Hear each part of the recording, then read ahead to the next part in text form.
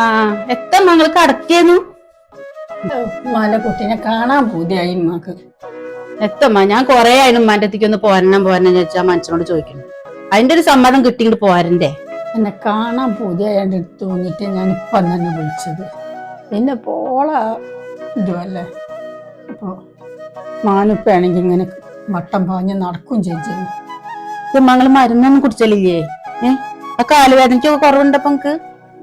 മരുന്നൊക്കെ കുടിച്ചിട്ടുണ്ട് കുട്ടിയെ. ഒക്കെ മരുന്ന് ഏതൊക്കെയാണെന്നുള്ളതാണ്ട് ശരിയാവുന്നില്ല, അത് മനസ്സിലാവുന്നില്ല. അപ്പൊ നിങ്ങക്ക് ആ റസിയാനോടൊന്ന് എടുത്തുതരാൻ പറഞ്ഞൂടെ നിങ്ങക്ക് അത്? അല്ല റസി, നമുക്ക് ഉമ്മാക്ക മരുന്നൊക്കെ നിർത്തിയെടുത്തൂടെ? എനിക്ക് ഉമ്മാന്റെ കാര്യം മാത്രം നോക്കിയാ പോരെ. ഇവിടെ കടയിൽ തന്നെ ഇവിടെ 100 കൂട്ടം പണിയുണ്ട്. ഞങ്ങൾക്ക് എത്ര തന്നെ ഉണ്ടെങ്കിൽ ഇജ്ജും കൊണ്ടേ നോക്കമ്മാനെ.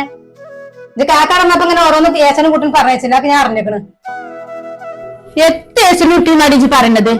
പറഞ്ഞെടുത്ത ഞാൻ പോകണുള്ളൂ. പറയാണെങ്കിൽ കൊറേ ഉണ്ട് പറയാന്. ഇജ്ജും എന്റെ തള്ളിൽ തന്നെയാണ് എന്റെ കാര്യം മനസ്സ് മുഴുവൻ മാറ്റുന്നത്. എന്റെ മക്കളെയും പുറത്താക്കാൻ വേണ്ടി എല്ലാ പണി എന്റെ കയ്യിലുണ്ടല്ലോ. എത്ര റസിയ ജി പറയണ്ട്? എന്റെ മക്കൾ അങ്ങനെ ഒരു ഏസിന് കൂട്ടുന്ന ആൾക്കാരൊന്നും അല്ലട്ടോ. നിങ്ങൾ രണ്ടാളെ കളി എന്റെ തുറക്കൂല. ഞാനേ കരീമാജിന്റെ മോളെ പെണ്ണുമ്മയാണ്. ഇജ്ജ് ഏത് കരീമാജിന്റെ മകളായാലും ഇച്ചിപ്പെത്താ ഇജ്ജ് ഇവിടെ നിൽക്കുകയാണെങ്കിൽ എന്റെ ഉമ്മാനെ നോക്കണ്ടേ രുചി.